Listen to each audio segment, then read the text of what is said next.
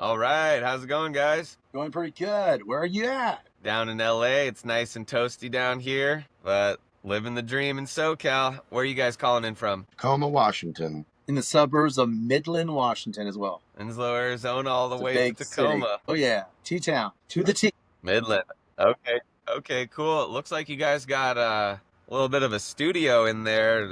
I see some t-shirts, look like t-shirts being made. Yep. Metal Yeah. Church. What's Metal Church? Well, Steve Unger, a local resident in Puyallup, Washington, which is only maybe 15 minutes away, let me purchase one of his crates, which was also one time a Heart crate from the band Heart. Good friend of Oh, mine. I've known okay. for about 15 Yeah, years. nice piece of rock and roll history. Oh yeah, he's cool. I booked a few shows with them. We're still looking at doing some more events with them. Okay, cool. So you guys are in a band. Yeah, International Punk Kings, IPK.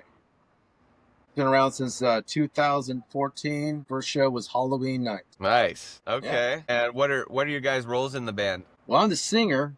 He's the phenomenal drummer, and also does a lot more. Okay, cool. All right. Well, when's the next time you guys got a show coming up? Well, I'm planning on doing some shows in October. Haven't designed the exact time, but it's going to be cross-play-ish or Halloween theme-ish. Think about 2 or 3 shows that month. Probably on Fridays and Saturdays.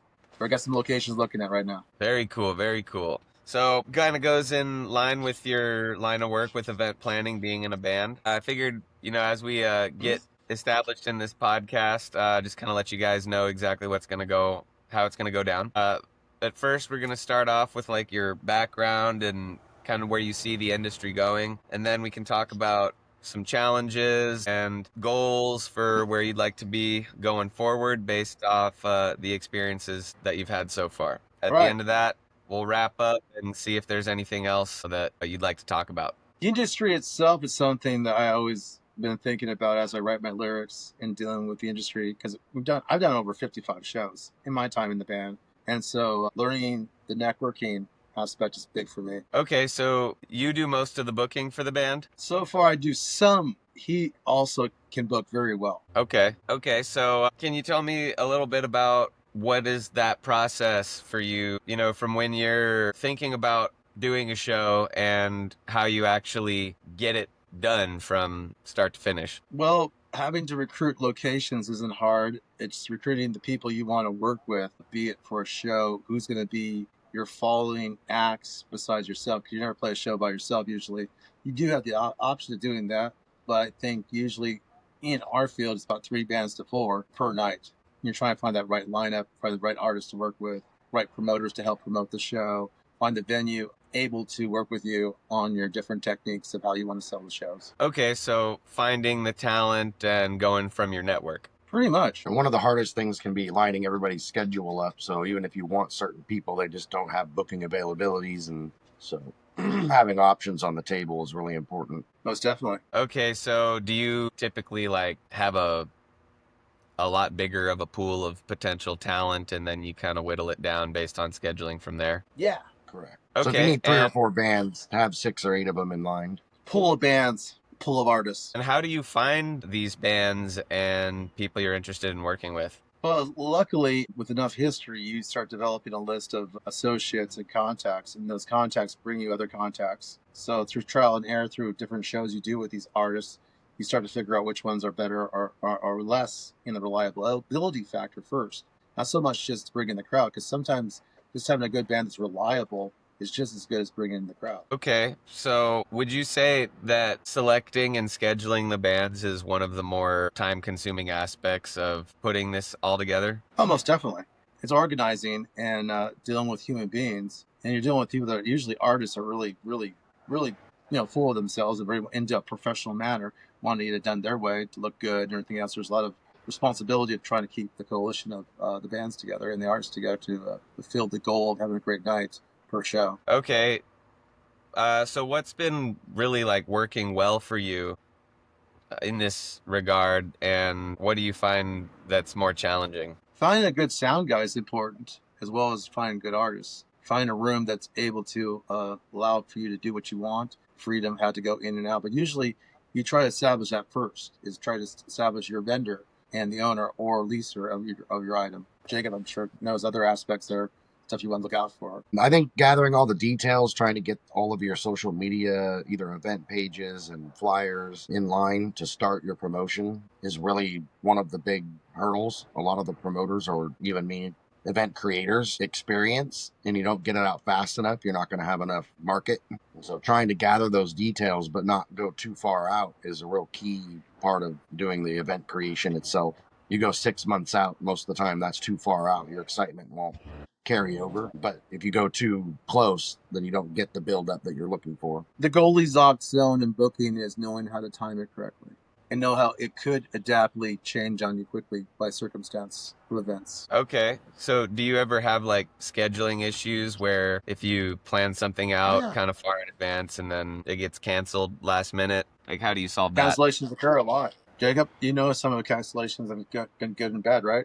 Yeah, a lot of it more with the EDM community, rock bands and rap bands, stuff like that. They're more on their scheduling. They're more committed to their careers. I think EDM is where I experience the most, where we get a lot of fall off and replacement. But we usually there's a lot of EDM artists, so make sure you have more than you need. When they fall off, add new ones in, keep it going in real time. Using the same artwork for the whole promotion is really a big mistake. Coming up with more relevant artwork, graphics as it comes closer to the event. It's really important. A lot of people will run one flyer and then just that same flyer for 60 days. That's not going to help you that much. You got to create shorts and reels and, poppy sayings and links to your stuff. And there's actually a large learning curve to getting an actual traction to your ticket sales. You mentioned the content creation. So is that a significant portion of your time for promotion, is creating content? Yes, definitely. And recently I've been fully monetized on my Facebook. So the learning tools there are cutting edge.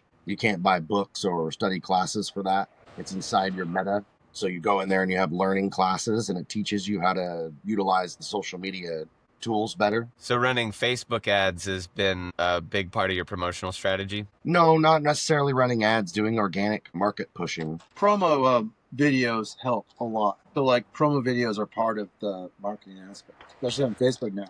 You have these reels, for example. A short reel, 35 seconds, can get you a long ways in advertisement, see, or viewage. Okay, so But from to your be more clear about your question, I think that paying doesn't help you a lot. I think it's the opposite, in fact. You try to rely on the payment of the ads or the boosting, and it just really doesn't do what you want it to. You need to organically push it around where you want it. Go take it and share it and talk about it and be active socially on the social media networks. Yeah, because you can get on a radio station and our podcast, but still, if you use all three prongs, the street, the Facebook, and of course whatever media source you can get for a reliable source for reach out, and just having other bands do it themselves as well. So those three prongs could go 3 times 2, 3 times 3, 3 times 4. Now you're kind of effectively broadening your horizon and you're getting more people out organically. So that should get you their numbers all the time, depending on the season. The season, of course, is a problem too. You're going to do it outside or inside, so there's factors involved. And of course, your location where you're doing it at.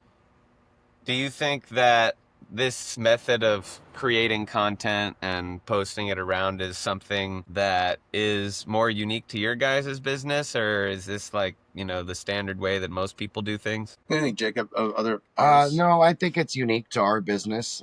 There's another few competitors using the same techniques, but a lot of people are relying on boosting and paying, and I don't think they're getting the results they want. It's equaling frustration for them. Okay, so how did you kind of come to this conclusion that this is what works for you guys? Numbers. Numbers. Within your professional dashboard of social media, looking at your charts and your numbers, you can do something like, say, pay $80 for a week worth of boosting a post. Or if you go in there every single day and do what you know to do to put it where you want it, you can see the difference in the numbers doing exactly the same thing. Do 1 week versus, you made a cool flyer and then you didn't do anything. You just paid.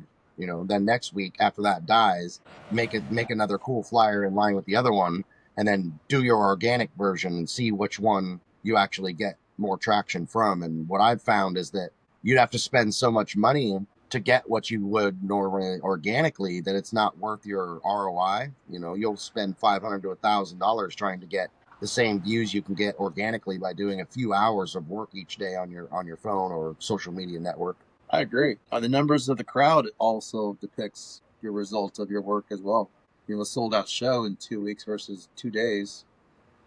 It all depends on the work. Okay. And what kind of data analysis tools and metrics do you use to track this kind of stuff? Mostly just the social media dashboards. The Meta professional dashboard, I'm an actual business on Meta, and I'm not the same as a citizen or a band or a promo or a. I turned in my UBI number, and so it gives me a completely like Domino's, as I use for example. I'm no different than Domino's on there, so I get full even insights you wouldn't get by using other programs. You get learning tools on top of your insights, is what they call it. And so they teach you why your insights matter or don't matter. And that becomes even more relevant than some of the programs that are available. But I could see how having something helping you figure out what you're doing wrong versus what you're doing right would be extremely valuable. Yes. Okay, so yeah, the built-in insights on Facebook. So you said you spend a lot of time actually doing the work of creating the content and posting it. Could you tell me what like a typical day looks like for you running this business? Yeah, waking up in the morning, checking your dashboard, trying to set your posts. For me, I'm in a lot of the actual creation zone. So I'm taking things that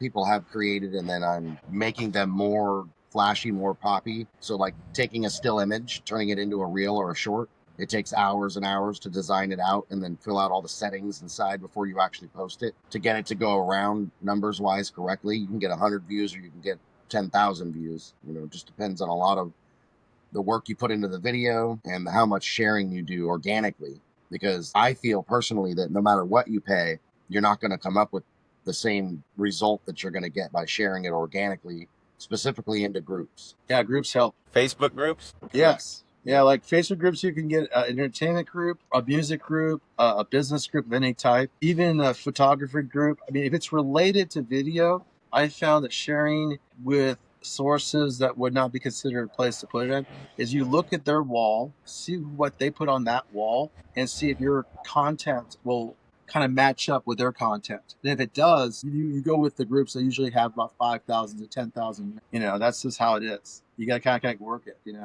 like back in the 90s or 80s, Jet City Woman, Queensryche couldn't sell a video the way we do it now. They had MTV, they had agents, they had a full industry supporting them.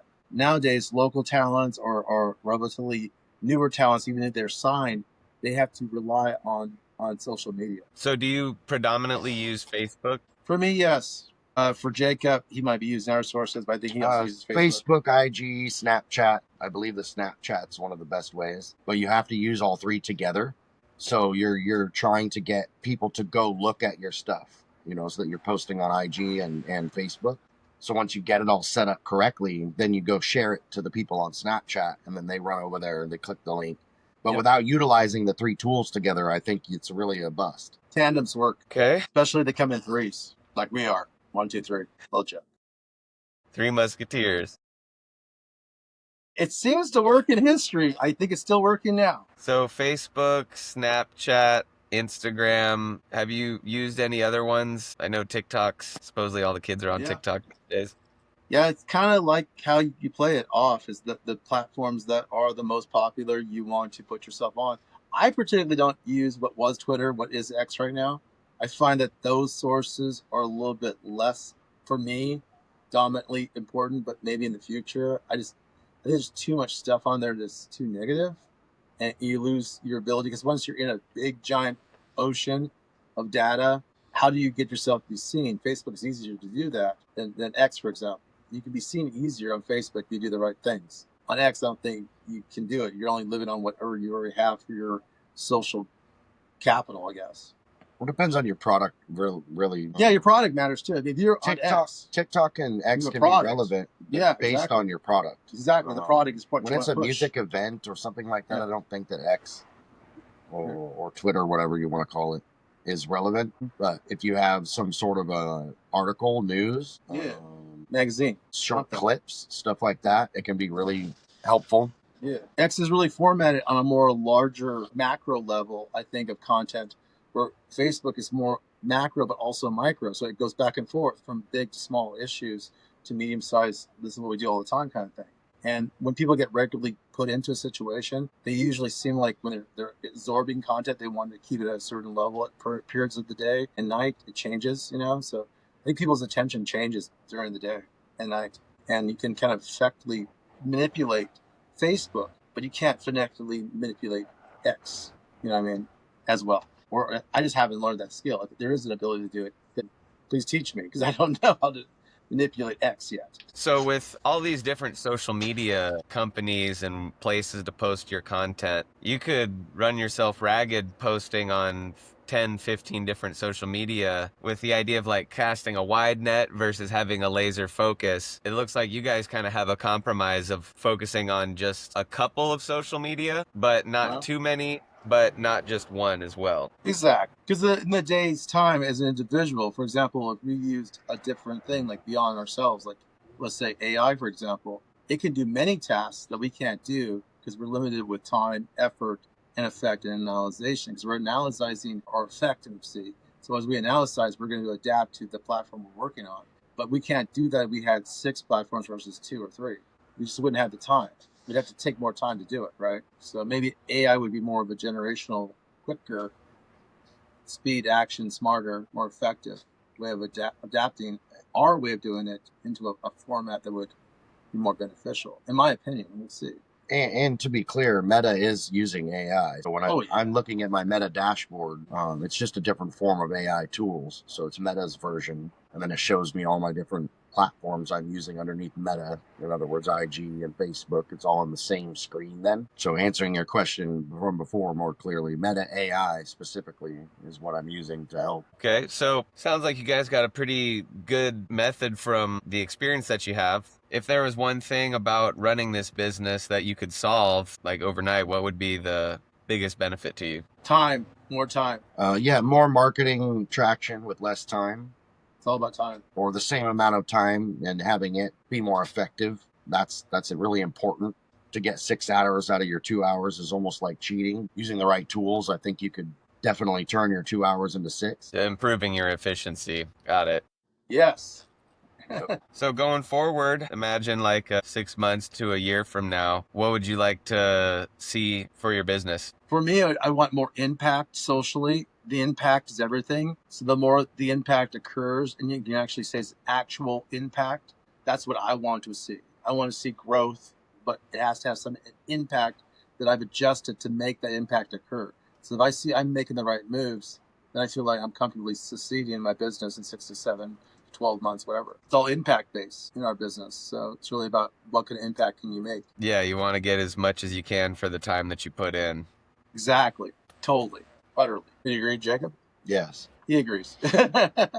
So based off your experience and what you've tried, sounds like you have a pretty efficient marketing method based off of how much it costs, right? Especially if you post these into the right targeted groups, you don't have to pay anything to post something. It just takes the time of finding these groups and the time of creating the content. Time. It's all about that time. And have you used any AI tools to assist with the content creation? Jacob has. A little bit here and there. It can be restrictive. If you're using it to make the video or graphics, you have to label it as such, and it can be very much restrictive to the marketing push. But I believe that using AI to make it happen faster or to come up with the idea and to gather the data that you're looking for is really important. So even if you're making it organically because you're trying to avoid being flagged on AI, using AI to come up with your information that you're using to get there is extremely smart. In other words, you have a market you're trying to push to. So you have these 4 bands.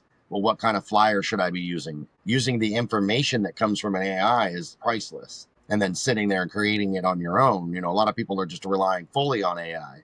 I don't think that's going to be in the future even a thing. I think humans utilizing AI is a lot more important and special than us just sitting there and relying on the AI. Yeah, at the end of the day, with where it's at now and probably for a long time in the future, you're still going to have to guide the AI. Maybe. Right, until it becomes more socially accepted. And then the fairness factor is, I think, what they're keeping in mind on the social media world, because it could take me 6 hours to 2 days to create some video.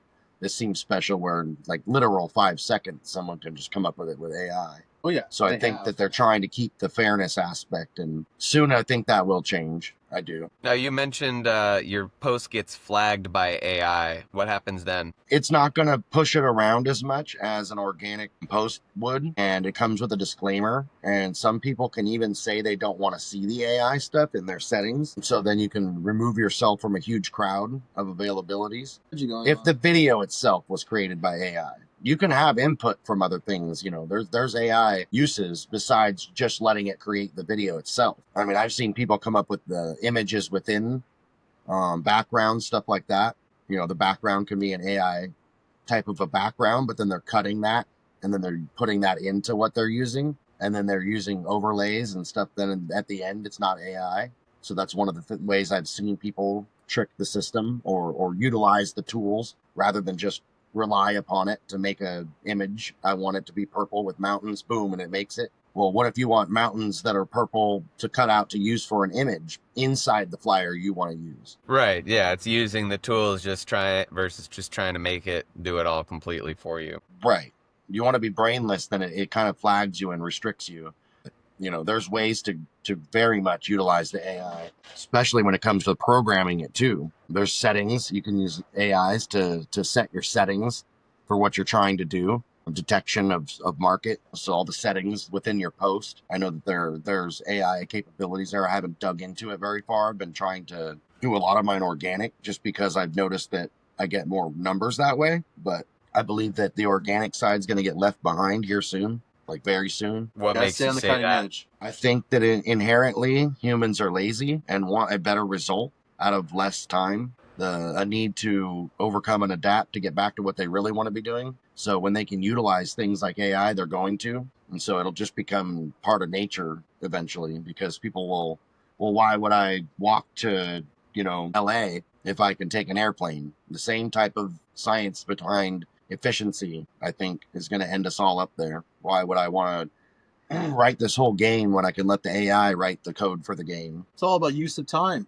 How much use you have of your time and what kind of time you want to use. I think what he's saying is that just like how it took forever for a modem to respond and make content on a computer nowadays, 30 years later, the speed is much more rapid than it was before. So you have 100 times more faster speed on getting things done on a computer than you used to 25, 30 years ago. Same factor will be with AI. It'd be the equivalent, I guess, to say the 99% of people cheating with AI doing their homework versus the 1% that still go, I want to do my homework and read books. That's what you're going to probably have in 30 years. Just look at the future. Robot gets the degree for you. Pretty much. And now winning the degree in this, you're a robot. Yeah, I've even seen that in some of these tools.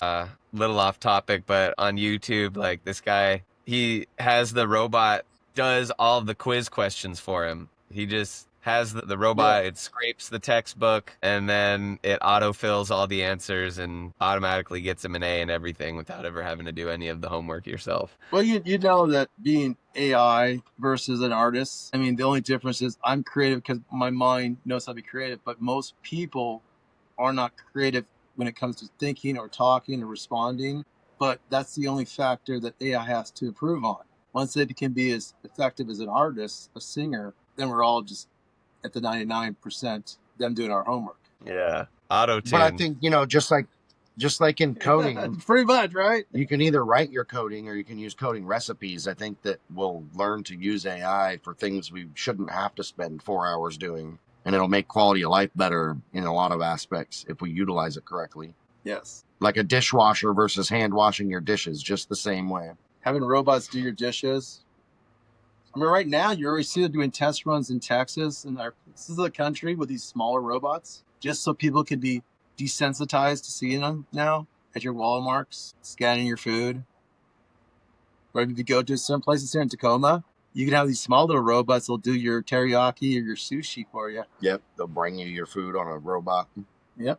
Tell me more common up here. Do they ask for tips? Always. Oh, yeah. Always. You gotta when you get your debit out, you want 10%, 15 or 20, 25. You gotta tip the robot. What too. you want to give the robot? Man. you get type of robot. That's why they're going to make those robots very personal and creative, so they can get the right amount of tips. And robots don't accept complaints. Ever. They just want more input. Input. It's crazy to see how it's all going to go forward. All right. Well, thanks for sharing anything, all these insights about how you run your business. I'm sure people in a very similar situation that are in bands and are trying to put events on definitely find value in that. Is there anything else that you'd like to add about, your professional life or your experience that you didn't get a chance to share on the call? Well, I guess promo for more events in the future is always something most artists do, but I would say that we're pretty complete for this portion of the podcast. Jacob? Yeah, we've got a lot of new stuff going on. We have the old band, IPK. It's moving forward with new stuff.